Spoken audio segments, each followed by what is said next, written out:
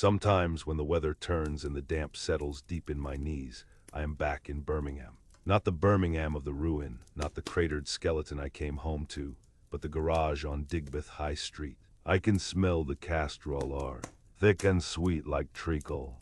I can feel the smooth, cool steel of a spanner that has been warmed just enough by the friction of a stubborn nut. In that place, the world made sense.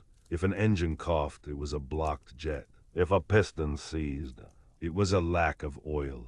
Cause and effect, a universe of beautiful, predictable mechanics. You could fix anything if you had the right gauge and enough patience. I try to hold onto that smell, the phantom grease under my fingernails, because the memory that follows is always the shelt. The estuary didn't smell like oil. It smelled of ancient, rotting things churned up from the seabed, mixed with the acrid bite of diesel and the wet wool of 40 men packed too tight in a steel box. It was November 1944, and the North Sea was a gray hammer pounding against the hull of the landing craft. We were bobbing off the coast of Walcheren Island, waiting for the tide, waiting for the order, waiting to die. My hands were shaking. I told myself it was the vibration of the LCI's engines, a rough idle that rattled your teeth. But I knew the difference between mechanical vibration and the tremors of a man terrified. I looked down at the Bren gun resting on my knees. It wasn't mine, I carried a Sten, but the section treated me like a witch doctor for anything with moving parts. I stripped it down. It was something to do. The metal was sweating condensation, cold enough to burn the skin. My fingers were numb, stiff blocks of meat that refused to obey the commands from my brain. I was trying to wipe grit from the piston assembly, using a rag that was already sodden with salt spray. It was a fool's errand. The air itself was corrosive. Then it happened. The retaining pin. It was a small piece of milled steel, insignificant in the grand scheme of a war that consumed millions of tons of metal, but in that moment, it was the linchpin of our survival. My thumb slipped on the wet steel. The pin didn't clatter. There is no clean sound in a boat awash with mud and bilge water. It simply vanished into the slurry at my boots. For a heartbeat, the war stopped. The roar of the engines, the heaving of the sea, the heavy breathing of the men around me, it all fell silent. Panic, cold and sharp, drove a spike into my chest. This was my nightmare. Not the bullet with my name on it, but the failure. The idea that a machine would stop working because I was clumsy, and because it stopped, Miller or Sergeant Halloway or young Jenkins would die. I fell to my knees, frantic, my hands plunging into the freezing muck on the deck plates. I was groping blindly, feeling for a hard edge in the sludge. "Lost your nerve, Art?" Miller asked. He was leaning against the bulkhead, sharpening a fighting knife with a rhythmic, scraping cadence. He didn't look up. "Just a pin," I croaked. My voice sounded thin, foreign. "I found it." My fingers closed around the cold cylinder of steel. I brought it up, wiped it on my sleeve, and slotted it back into the weapon. The mechanism locked home with a sensation of absolute finality. I exhaled, but the breath hitched in my throat. The machine was whole again, but I wasn't. The doubt had seated itself deep in my gut. If I could fumble a pin in the staging area, what would I do when the world caught fire? The briefing had been grim. Operation Infatuate, a name dreamt up by some officer in a dry room in London who thought war was a romance. Walcheren was a fortress, a flooded saucer of land guarding the approach to Antwerp. We had to take it to open the port. They showed us the maps, the concrete bunkers, the artillery positions. I looked at Miller again. He had stopped sharpening his knife. He caught my eye. There was no bravado in his face, just a flat, weary acceptance. We were mechanics of death now, sent to dismantle a fortress. But we were working without blueprints. The engine pitch changed. The idle rose to a scream. The coxswain shouted something that was torn away by the wind. The ramp chains rattled, tension taking the slack. We weren't floating anymore. We were surging forward. The ordinary world of logic and repair was behind me.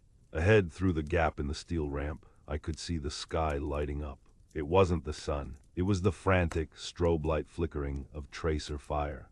The ramp dropped. It didn't fall like a drawbridge. It slammed into the wet sand with a violence that shook the fillings in my teeth. The sensory shift was instantaneous. One moment we were in the vibrating womb of the boat. The next we were birthed into a hurricane. The sound was physical. It wasn't a collection of distinct noises, but a solid wall of pressure. The air was ripping apart. I ran. That's all you could do. You didn't think. You didn't plan. You just threw your body forward because staying still meant you were already dead. My boots sank into the sucking mud of the beach. It was heavy, clinging stuff, like grease that had gone bad.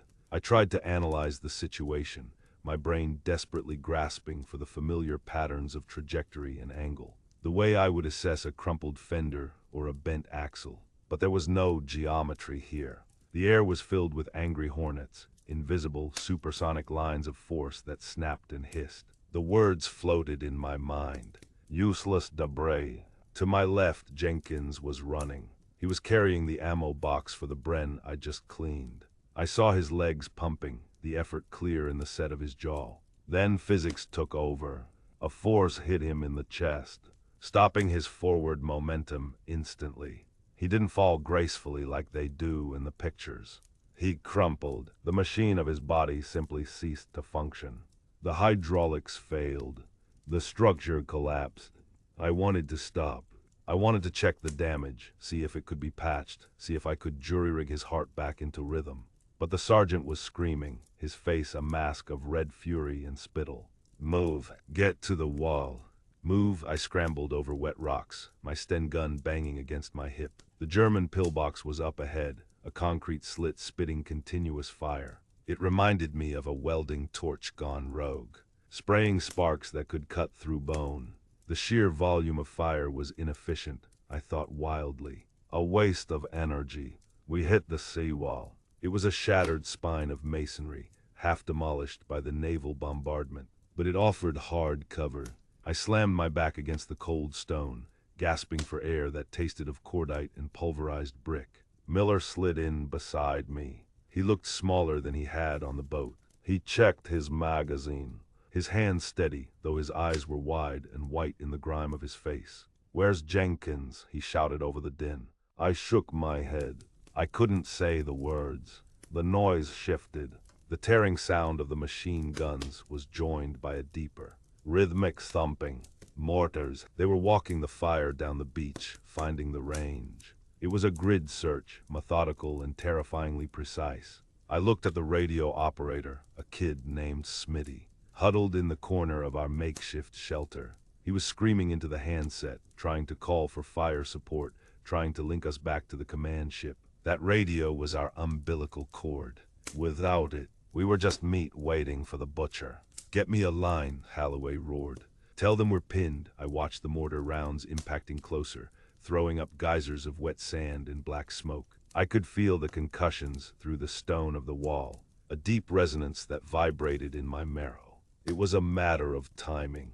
The arc of the shell, the flight time, the blast radius. My mind tried to calculate the impact point of the next one. The world dissolved into white. It wasn't a flash so much as an erasure of existence. The pressure wave picked me up and threw me against the hard stone. I didn't feel the pain.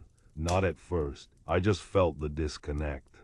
My eyes were open, but the signal wasn't reaching my brain. Slowly the gray seeped back in. My ears were ringing, a high-pitched, electronic whine that drowned out the battle. I shook my head, trying to clear the static. I looked over at Smitty. He was gone, or rather he was part of the wall now. Where the radio had been, there was a twisted sculpture of bakelite, copper wire, and jagged metal. The casing was cracked open like a nut, the delicate valves inside crushed to powder.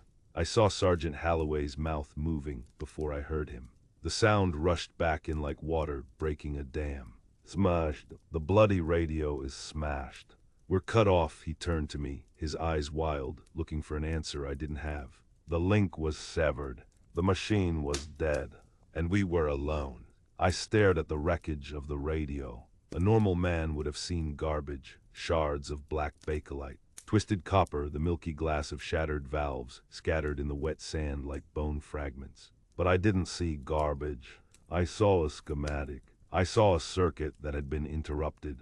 My panic, the cold terror that had seized my throat when the mortar hit, suddenly evaporated. It was replaced by a cold, crystalline focus. This was just an engine that wouldn't turn over. This was a carburetor that needed flushing. This was a job. Lord, we need orders. Holloway was shaking me, his knuckles white against my battle dress. We're dead here, Art. We're dead. I shoved his hand away. My eyes scanned the beach, filtering out the horror, looking for inventory. 40 yards back, a landing craft assault sat half-submerged in the gray slurry of the Scheldt estuary. Its ramp blown off. It would have a wireless set. Probably flooded, probably dead, but the capacitors were sealed in wax. They would survive. To my right, 30 yards up the incline, a German Kubelwagen was burning. Black smoke rolling off its tires. It had a dashboard. It had wiring. Cover me, I said. My voice sounded strange, flat, like I was speaking from the bottom of a well. Holloway looked at me like I'd lost my mind. Where are you going? You'll be cut to ribbons. I need parts. Sard, keep their heads down. I didn't wait for his permission. I rolled over the lip of the sea wall and dropped into the mud. The world instantly reduced to a corridor of wet sand, 6 inches high. I crawled. I dug my elbows into the freezing sludge, pulling myself forward inch by agonizing inch. Above me, the air snapped and hissed. Bullets were striking the water, sending up little geysers of spray that wet my face. I focused on the LCA. It was a metal tomb, listing to port. I reached the hull and slithered inside. The water here was waist deep, swirling with diesel and blood. The radio operator was still at his post, floating face down. I didn't look at him. I couldn't. I looked at the 19 set bolted to the bulkhead. The casing was warped, but the internals looked intact. I didn't have a screwdriver. I pulled my commando knife, jamming the tip into the screws, twisting with frantic, clumsy force. The metal shrieked. 1 screw, 2. The faceplate clattered into the water. I reached in, my fingers numb, feeling for the wax-coated cylinder of the condenser. I ripped it free, tearing the soldered connections. It was cold and slick in my hand. 1 piece. Now the hard part. The German Jeep. I scrambled out of the landing craft. The tide was rising, the water lapping at my boots. The Germans had the range now. They were walking the mortar fire down the beach again. I could feel the thud of the impacts in my chest, a rhythmic hammer on an anvil. I stood up. Staying low was too slow. I had to be fast. I sprinted. My boots slipped on the oily shale. I could hear the angry buzz of hornets past my ear. I didn't weave. I ran in a straight line, a mechanic chasing a spare part. I threw myself at the burning vehicle, the heat searing my eyebrows. The fire was in the rear engine block, but the dashboard was already blistering. I dove into the passenger seat, slashing at the underdash wiring with my knife. Red wire, yellow wire. I didn't know the German color codes, and I didn't care. Copper was copper. I wrapped a bundle of wires around my fist and yanked. The dashboard groaned and gave way. I pulled a handful of spaghetti from the guts of the machine, sparks showering onto my lap. I rolled out of the burning Jeep just as the fuel tank cooked off. The blast lifted me, throwing me face first into the sand. I scrambled up, clutching my handful of scavenged trash, and ran back to the wall. I tumbled into the pit next to Holloway. He was firing his Sten gun over the top, his face a mask of soot and desperation. "They're coming," he screamed. "Lord, they're forming up for a rush. Give me the handset," I yelled back. I sat cross-legged in the mud, the chaos of the battle fading into a dull roar. It was just me and the machine. I laid out the pieces on a flat stone, the shattered remains of our radio, the condenser from the boat, the wires from the German Jeep. It was a surgery performed in hell. My hands, usually so steady, were trembling, but my mind was clear. I used my teeth to strip the insulation from the German wires. The taste of rubber and copper filled my mouth. I twisted the strands together, bridging the gap where the British circuit board had snapped. I jammed the scavenged capacitor into the void, lashing it in place with a strip of cloth torn from my tunic. It was ugly. It was an abomination of engineering. A Frankenstein of British and German parts, held together by spit and prayer. Art, Holloway shouted. There over the rise, I twisted the final connection. I didn't have solder. I just crimped the metal with the pliers on my multi-tool, squeezing until my knuckles popped. Connect, I whispered. Come on, you bastard. Speak to me. I shoved the battery leads back in. I looked at Holloway and nodded. He grabbed the handset, his eyes wide, terrified that silence would be the only answer. He keyed the mic. Sunray, this is Texture 29. Over. Silent, just the hiss of the wind and the crack of rifles. I stared at the exposed wiring, willing the electrons to flow, willing the circuit to close. Then through the static, a voice, clear, calm, like it was calling from a drawing room in London. Texture 29, this is Sunray. Rating you strength 3. Send your traffic. I slumped back against the stone, the breath leaving my lungs in a rush. Holloway was screaming coordinates now, his voice cracking with relief. Fire mission. Danger close. Grid reference follows. 30 seconds later. The sky tore open. The air above us displaced with a sound like a tearing canvas as the naval guns from the battleships offshore opened up. The German positions on the ridge vanished in a wall of fire and upturned earth. The ground shook so violently, my teeth rattled in my skull. It was a symphony of destruction, orchestrated by a bundle of twisted wires and a stolen capacitor. We lay there for an hour as the barrage walked forward, clearing the paths. When the silence finally returned, it was heavy, ringing in our ears. A follow-on unit of Royal Marines came up over the berm, looking at us like we were ghosts. Holloway looked at the radio, then at me. He didn't say a word. He just reached out and squeezed my shoulder. A grip that said everything. I looked down at my hands. They were black with grease and blood, trembling uncontrollably. I had fixed it.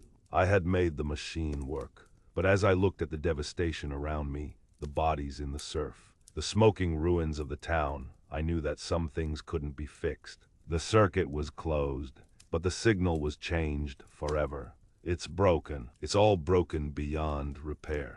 The harvest is ruined. The gears are stripped. But you can't think like that. If you think like that, the silence wins.